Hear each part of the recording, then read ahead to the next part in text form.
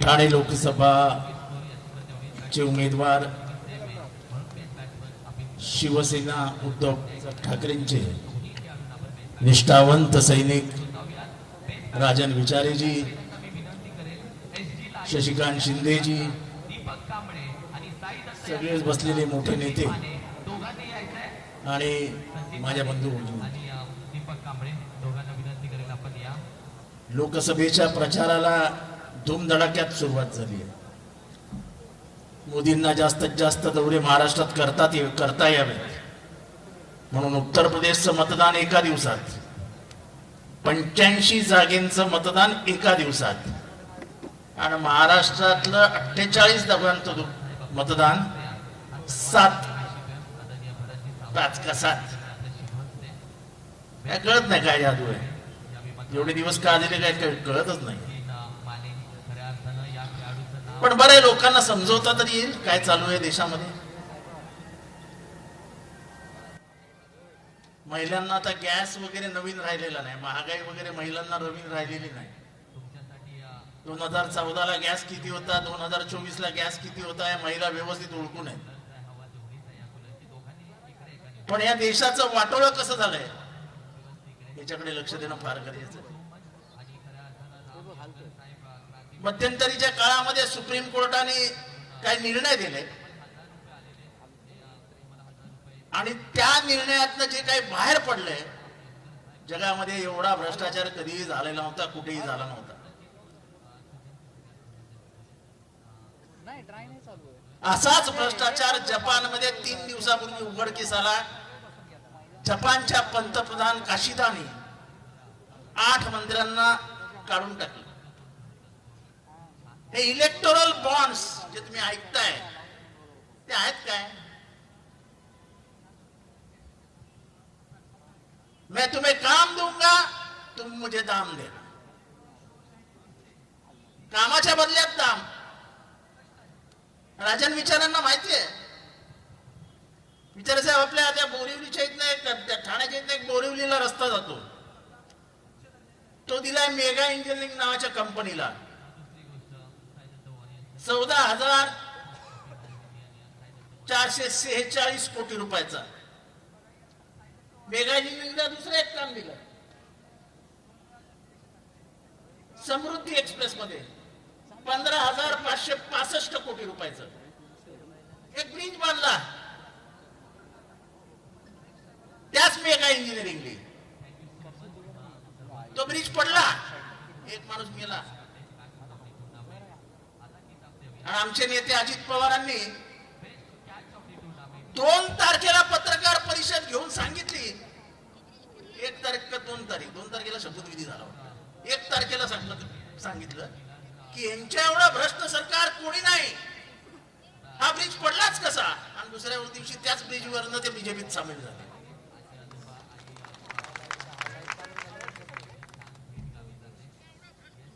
इतका मोठा भ्रष्टाचार भारताच्या पाठीवरती, जेवढे काय भ्रष्टाचार झाले, 2G स्कॅम हा भ्रष्टाचार नव्हताच, कॉमनवेल्थ गेम्स हा भ्रष्टाचार नव्हताच. पण हे सगळे भ्रष्टाचाराचे जर पैसे एकत्र केले तरी देखील इलेक्टोरल बॉन्ड्स मध्ये कमवलेले पैसे तुम्ही मॅच करू शकत नाही. आज बीजेपीच्या खात्यामध्ये अधिकृतरित्या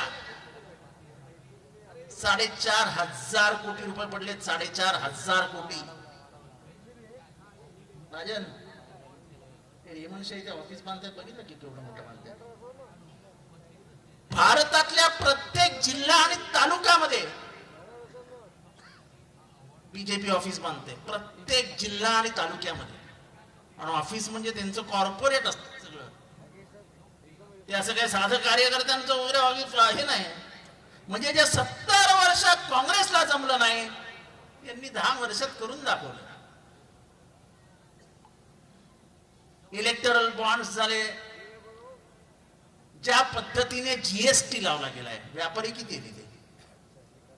मला काल 2 व्यापारी नवी मुंबईचेच भेटलेले मार्केट मधले, त्यांनी मला एक सर्वे दाखवला जो मार्केटने केलाय की काय परिस्थिती होईल. मला माहित नाही ते किती खरं किती खोटं, पण 18 ते 28 हा जो जीएसटीचा पल्ला आहे त्याच्याने व्यापाऱ्यांचं कंबरड मोडलंय असं त्यांचं म्हणणं होतं. आपण खाऊ त्याच्यावर जीएसटी, म्हणजे जे खाऊ त्याच्यातनं पैसे देऊ. म्हणजे या सरकारला लोकांच्या खिशातनं पैसे काढण्याशिवाय काहीच जमत नाही. बाकी सगळं करायला यांना वेळ आहे. शेतकरी तिथनं पंजाब वरनं चालत आले, यांना वेळ नाही. आमच्या भगिनींना मणिपूरमध्ये लग्न फिरवलं गेलं, यांना वेळ नाही. यांना बाहेर जाऊन मिठ्या मागण्यात प्रचंड वेळ आहे. याला मिठी, त्याला मिठी. या मिठीमधून मिळतं काय यांना मला काय कळत नाही हो. तर समोरचा पट्टो की काय कळत नाही, ती एकदा चौकशी केली पाहिजे. पण एकंदरीतच या देशाचं जे काही वाटोळ होत चाललंय ते तुम्हाला थांबवावं लागेल. या देशाचं अर्थकारण फार उतरणीला लागलं. काल त्यांनी जाहीर केला की आपला विकास दर 8 आहे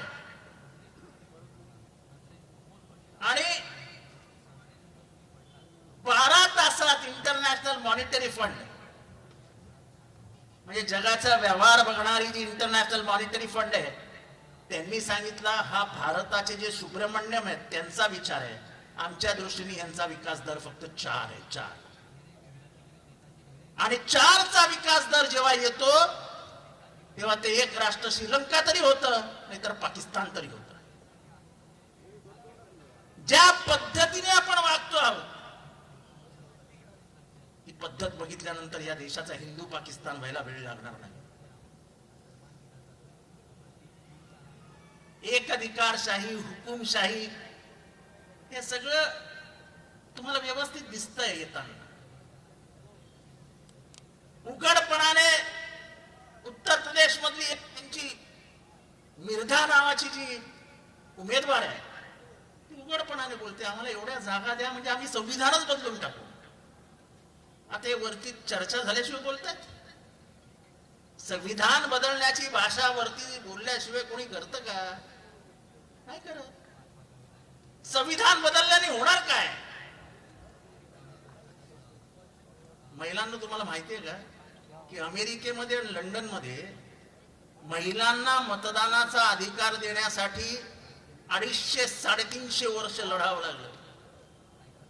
पण त्याच बाबासाहेब आंबेडकरांनी जेव्हा पुरुषांना मतदानाचा हक्क दिला त्याच दिवशी तुम्हालाही हक्क देऊन टाकला आणि समानतेची दोरी ओढून टाकली.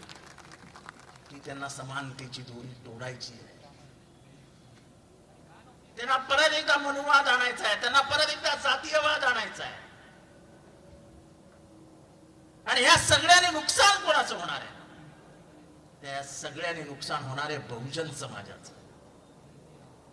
बहुजन समाजाच्या हातात एकटवलेली सत्ता त्यांना बघवत नाहीये आणि ती बघवत नसल्यामुळेच बाळासाहेब ठाकरेंनी जन्माला घातलेली शिवसेना त्यांनी तोडून टाकली. पवार साहेबांनी जन्म दिलेला राष्ट्रवादी पक्ष तोडून टाकला आणि सांगतात विधानसभेत सांगतात आम्ही वेशभूषा करून एकमेकांना भेटायचो. आम्ही काहीतरी ती काय कुठली कॅप असते ती घालून रात्री बाहेर पडायचो आणि मग एकमेकांना भेटायचो.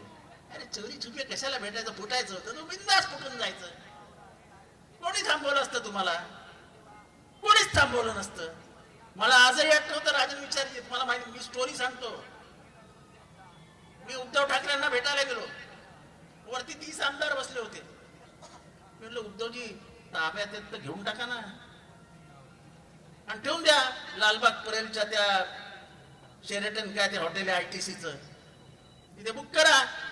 200 खोल्या आणि ठेवून द्या यांना आणि खाली 500 सैनिक बनवून ठेवा. काय होत नाही. म्हणजे जिथे तरी ज्याला राहायचे असतील ते राहतील, ज्यांना जायचं असतील ते राहतील. मला हे माहित नाही त्यांचं कुठल्या प्रकारचं राजकारण आहे. पण इतक्या स्वच्छ निर्मळ मनाचे उद्धव ठाकरे ज्या मातोश्रीनी महाराष्ट्राला शिवसेनेची ओळख करून दिली ते मातोश्री संपवण्याचाच विचार बीजेपीने. आणि काल काय बोलला किरीट सोमय्या की मी नव्हतो करत. कोणाचं नाव घेतलं त्यांनी? मला सांगितलं जायचं.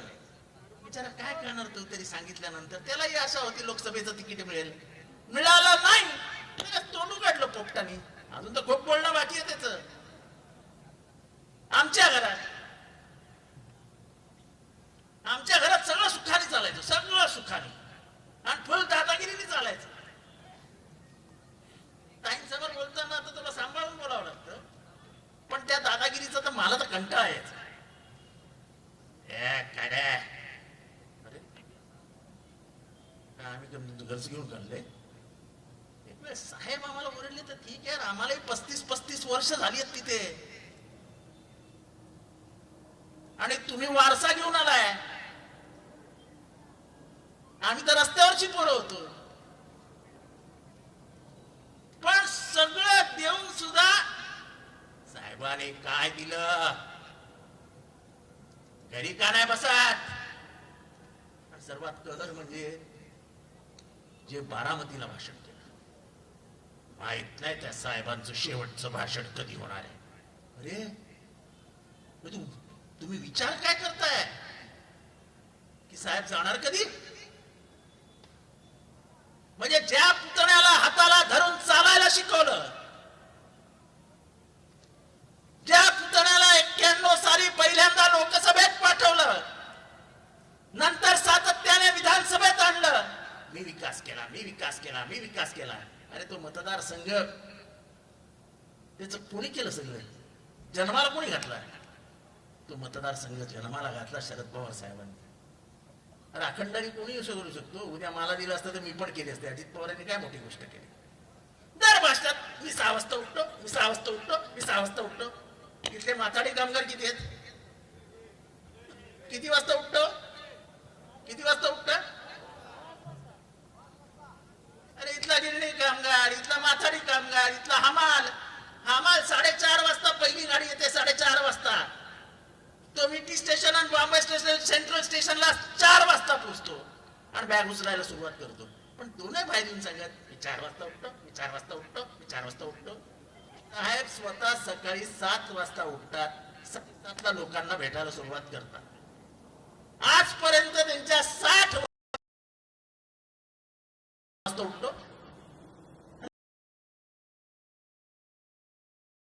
करणार काय? उठणार, बारामतीच्या एकाच रस्त्यावर जाणार, तीच वाळू, तीच रेती, तेच दगड, तोच इंजिनियर आणि तेच अजित पवार. बाबा नवीन धरणावर गेलेत कुठेतरी बघायला, काहीतरी वेगळं केलंय तर बोला ना. आणि जर तुमची एवढी पॉप्युलॅरिटी आहे तर काल एका बिचाऱ्याने पोस्ट टाकली, एका ड्रायव्हर का वॉचमन आहे, त्यांनी टाइमचं स्टेटस ठेवलं तर त्याची बदली सुरक्षा कुठेतरी लांब करून टाकली. एवढे पॉप्युलर आहात ना तुम्ही, जनमानसामध्ये एवढी पकड आहे ना तुमची, एवढे का हातबल झालात? एवढे का फोन करताय? मी आजपर्यंत कधी ऐकलं नव्हतं बारामतीमध्ये मटणाच्या पार्ट्या होतात. आजपर्यंत बारामतीमध्ये मटणाच्या पार्ट्या झालेल्या कोणालाही माहिती नाही. तुम्हाला जर चांगलं मटण खावंसं वाटत असेल, भाकऱ्या, मटण, कांदा भिंदा एकदम फर्स्ट क्लास, तर दर रविवारी बारामतीत जा. 500-600 किलो मटणाचे टोप बनलेले असतात, बिंदास जेवा. Thanks to Ajit Pawar. बोलण्यासारखं खूप आहेत, दिवस बाकी आहेत.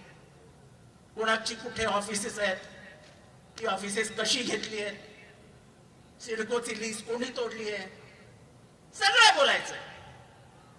त्याची मला माहित नाही. त्यांना विचारलं एकदा कार्यक्रमामध्ये की हा तिळगुळ कोणाला द्यायचा आहे, तो म्हणाले ठाण्याला पाठवा. बरोबर आहे, मी कटू बोलतो, कडू बोलतो, पण सत्य बोलतो. माझा एकाही त्याच्यावरती तुम्ही खोडू शकलेलं नाही, कुठलीच गोष्ट खोडू शकलेली नाही. तुमच्यावरती डिस्क्लेमर लागला, तुमच्यावरती सर्वोच्च न्यायालयाने ताशेरे झाडले, तुम्ही डिस्क्लेमर लावा म्हणून, तुम्ही आजही लावत नाही. त्याच्या विरुद्ध आम्ही बोलणार ना. पण आम्हाला एवढंच सांगायचं पुरंदर आणि इथे जमलेल्या सगळ्यांना की ही निवडणूक साहेबांच्या इब्रतीची आणि इज्जतीची निवडणूक. ही निवडणूक आमची नाही. जे काही उद्धव ठाकरेंबरोबर झालं, ते काही शरद पवारांबरोबर झालं, ही महाराष्ट्राची संस्कृती. महाराष्ट्राने कधी गद्दारी सहन केली नाही. मग ती गद्दारी खंडोजी खोपडेने केलेली असो, नाही तर ती गद्दारी सूर्याजी पिसाळने केलेली असो, पण महाराष्ट्राने सूर्याजी पिसाळांच्या औलादींना कधीच मोठं केलं नाही. हा महाराष्ट्राचा इतिहास आहे. आणि म्हणून या राजकारणामध्ये जे काही विकृतीकरण झालंय, अरे कोणाचा फोटो लावता तुम्ही? यशवंतराव चव्हाणांचा? यशवंतराव चव्हाण एकदा हेगडेवारांना भेटले, एकदा भेटल्यानंतर त्यांनी सांगितलं की यांचं एकंदर भाष्य पाहून हे सर्व समाजासाठी काम करतील असं मला वाटत नाही, आणि त्यामुळे यांच्याबरोबर संबंध ठेवण्यात अर्थ नाही. ते हेगडेवार म्हणजेच RSS चे संस्थापक आणि यशवंतराव चव्हाणांचं मत. तुम्ही यशवंतराव चव्हाणांचं नाव घेता, कधी कधी बोलताना फुले शाहू आंबेडकरांचं नाव घेता, आणि मांडीवर जाऊन बसलात गोळवळकर आणि हेगडेवारांच्या. ते फक्त द्वेष सूड एवढंच शिकवतात. या देशामध्ये राज्यामध्ये जे काही द्वेषाचं सुडाचं राजकारण चालू आहे, हा राजन विचारे त्याचे 2 काय पंप होते ना, कसले काय पंप बंद केले तुझे सगळ्या धाडीबिडी टाकून. हा दुसरा इथे बसलाय आमचा शिंदे. किती केसेस पडले? 2. मी 6 केसेसचा धनी आहे. माझ्यावर तर प्रेमच आहे. अशा केसेस बिसेसला घाबरणारी माणसं नाही. आम्ही गांधींच्या अवलादी आहोत.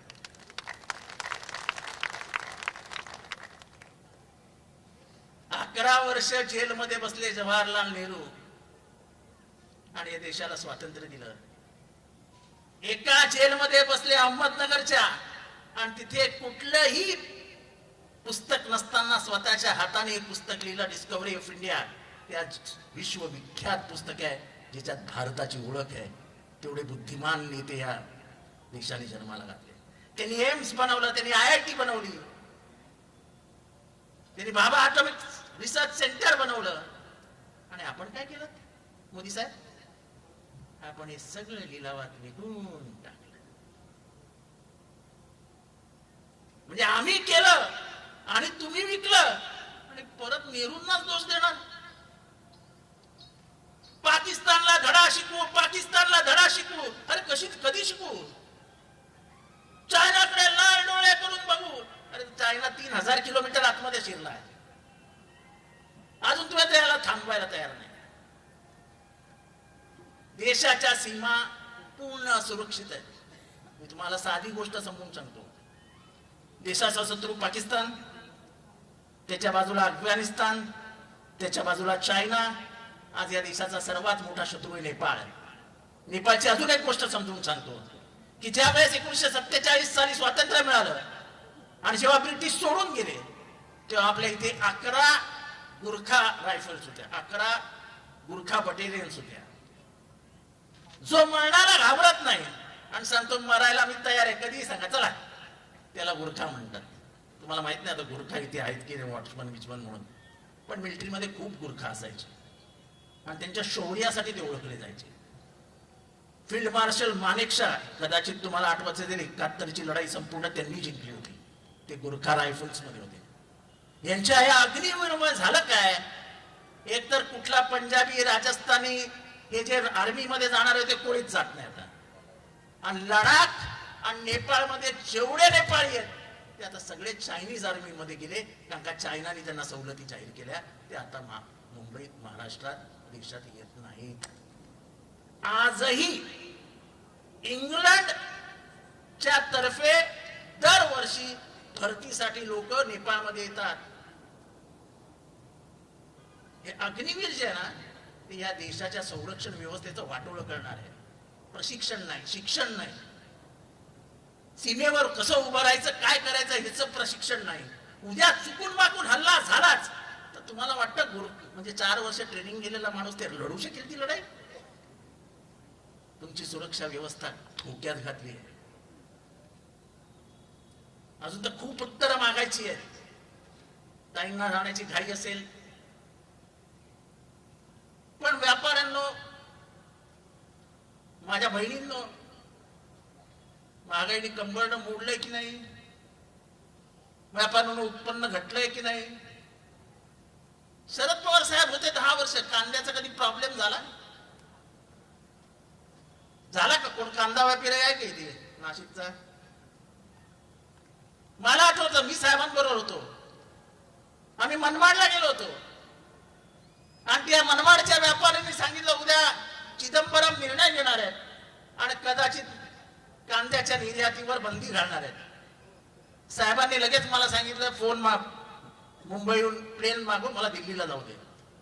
त्यांना सांगितलं तुम्ही काही बोलू का, मी करतो काय करायचं. साहेब तिथनं नाशिकहून उडाले, दिल्लीला गेले आणि सकाळी व्यापाऱ्यांना फोन करून सांगितलं की निर्यात बंदी येणार नाही, चिदंबरांनी निर्णय रद्द केलाय. आज नाशिकच्या, लासलगावच्या या परिसरातल्या, पुणे परिसरातल्या कांदे उत्पादक शेतकऱ्यांचा इतके हाल झाले तरी सरकार ढिम्म, ऐकायला तयार नाही, निर्यात बंदी उठवायला तयार नाही. कारण का शेतकऱ्यांचं सरकारच नाही, हे खाणाऱ्यांचं सरकार आहे. ज्यांची पोट पुढी आहेत त्यांचं हे सरकार आहे, ज्यांची पोट आतमध्ये आहेत त्यांचं हे सरकार नाही.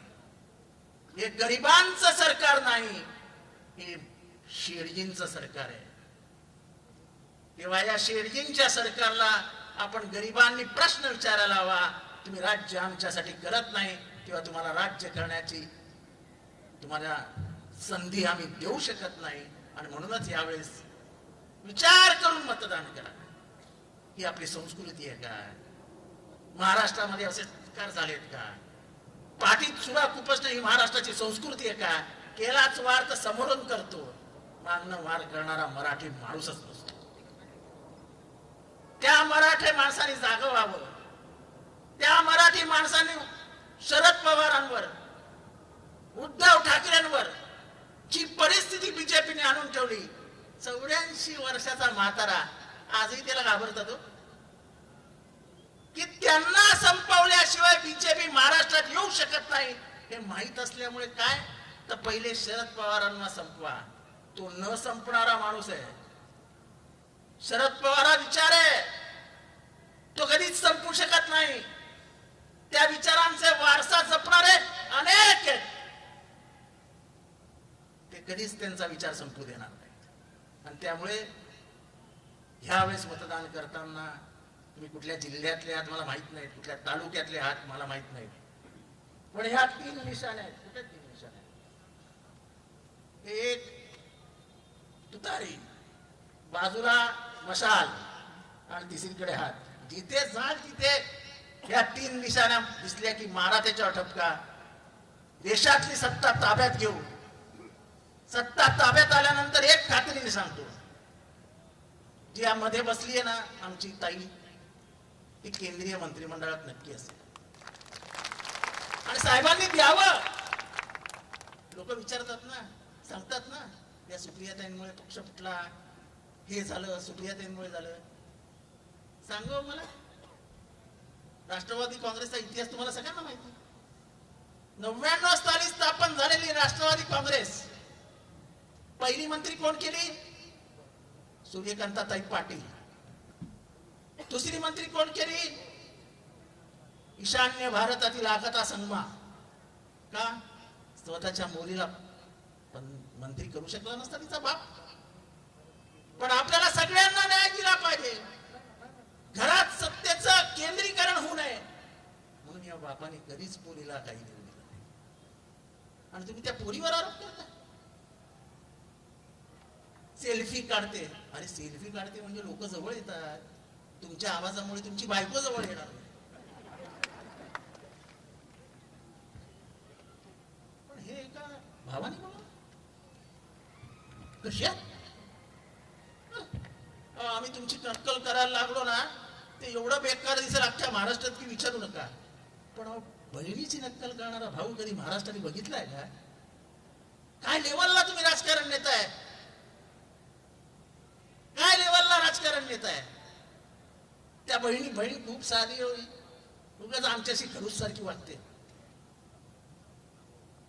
पण हिनी जर कधी तोंड उघडलं ना तर तुम्हाला तोंड दाखवायला जागा उरणार नाही, माझ्याकडनं लिहून घ्या.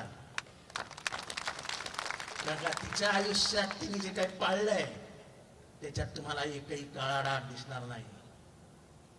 पण तुमचा पांढरा डाग इतका काळ्या डागांनी भरलाय की तो पांढरा कपडाच दिसत नाही.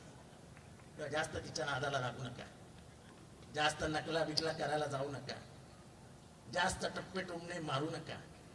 ते एक दिवशी खरंच वैतागून बोलायला लागली तर सगळा सुपडा साफ करून टाकेल आणि महाराष्ट्रातलं राज बदलू शकेल इतकी ताकद आमच्या ताई ठेवतात.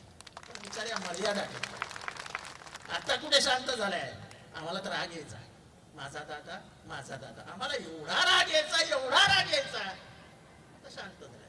पण हे प्रेम बहिणीचं होतं, हे प्रेम आपलेपणाचं होतं, हे प्रेम घर तुटू नये म्हणून होतं. ते तुम्हाला समजलंच नाही. कारण का प्रेम समजायला हृदय लागतं. मला तटकरे बोलले, हा काय रडतो? हो तटकरे, मी रडतो कारण का माझ्याकडे हृदय आहे. तुम्ही तुमचं हृदय तुमचे जे जमवलेले ते कुठले ते धरणाच्या जवळचं जमीन आहे ना, काय कुठले जमीन आहे ती, कुठलं धरण आहे ते तटकरेच्या घराच्या जवळ?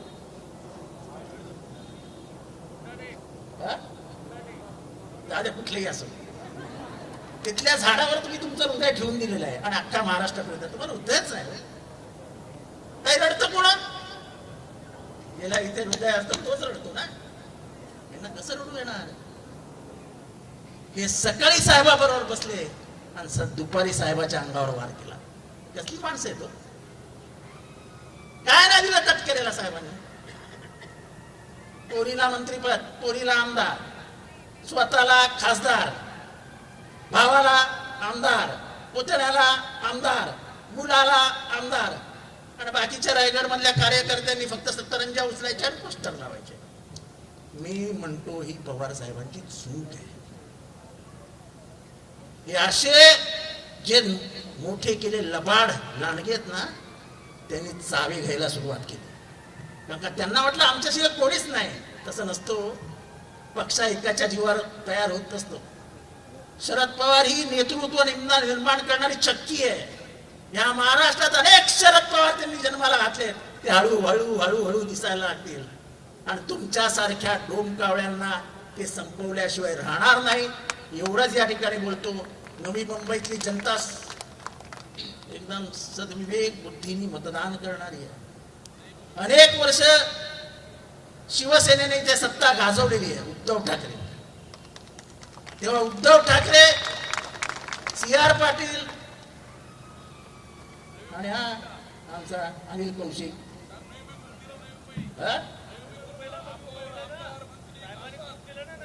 साहेबांनी नवी मुंबईला काय काय दिलं? आमदार, खासदार, महापौर, स्टँडिंग कमिटी, 2-2 घरात नगरसेवक. तरी कमीच साहेबांनी आम्हाला काय दिलं? आणि काय द्यायचं आता? सिल्वर ओक नावावर करायचं की काय? साहेब नवी मुंबईला राहायला या आणि सिल्वर ओक देऊन टाका त्यांना. सर्वात वाईट गोष्ट सांगतो, सगळं झालं होतं आणि साहेबांच्या मांडीचं ऑपरेशन होतं. अख्खा महाराष्ट्र दुःखात होता की साहेबांचं त्या दिवशी ऑपरेशन होतं. आणि त्याच दिवशी या नवी मुंबईत आपण फुटायचं आणि बाहेर जायचं याची मीटिंग झाली. हे सांगणारा मी साहेबांना जातो. काय वाटलं असेल साहेबांना? ते गणेश नाही घेताना दिसले आणि समजा मी बाजूला असलो ना, बसलेलो, उठ उठ जिथे उठ, दादा आले दादा आले. साहेबांना दादांबद्दल इतकं प्रेम आणि त्याच दादांनी साहेबांना काय दिवस दाखवले? मी साहेबांना पहिल्यापासून सांगत होतो. जेव्हा मीरा भायंदरचे त्यांचे जवळचे नगरसेवक गेले तेव्हाच मी साहेबांना सांगितलं, साहेब गणेश नाईक बाहेरची वाट धरतायत. गणेश नाईकांनी तिथे जायचं, संजीव नाईकांनी ताई जवळ जायचं. ताई कशा तुम्ही? मला अजूनही वाईट वाटत की जेव्हा जेव्हा शरद पवारांनी जेवण आयोजित केलं तेव्हा तेव्हा ते संजीव नाईकांना आयोजित करायला सांगितलं. का? तर संजीव नाईकांचे भारतभर मारावेत आणि या पोराला मोठं करावं ह्या हेतूने मुलासारखं जपलं संजीव नाईकला. काय दिलं होतं? असं सांगण्यासारख्या खूप गोष्टी आहेत, अजून खूप वेळ येईल. खूप वेळा बोलू, काय काय अजून घडलेलं आहे ते पण सांगू. ते धांडेंचं राजकारण तुम्ही सांगा. ते धांडेंचं राजकारण आहे ना, महापौर होते त्या कधीतरी तुम्ही बोला, सुषमा धांडे. हा सुषमा, मग तेच मी बोल ना, सुषमा धांडेचं राजकारण तुम्ही सांगा. सगळंच मला बोलायला लावत जाऊ नका, नाही तर महाराष्ट्रभर दुश्मनी एकटाच घेतोय. तुम्ही बोला, बोलण्यासारखं खूप आहे. कधी दादावर बोला, कधी तटकरेंवर बोला, प्रशांत पाटील कधीतरी तटकरेंवर जोरदार बोला, पण बोला. यांचे दाखवण्याचे दात आणि खायचे दात वेगळेत. हे दात घशात घालावे लागतील. एवढंच बोलतो, रजा घेतो. जय हिंद, जय महाराष्ट्र, जय भीम.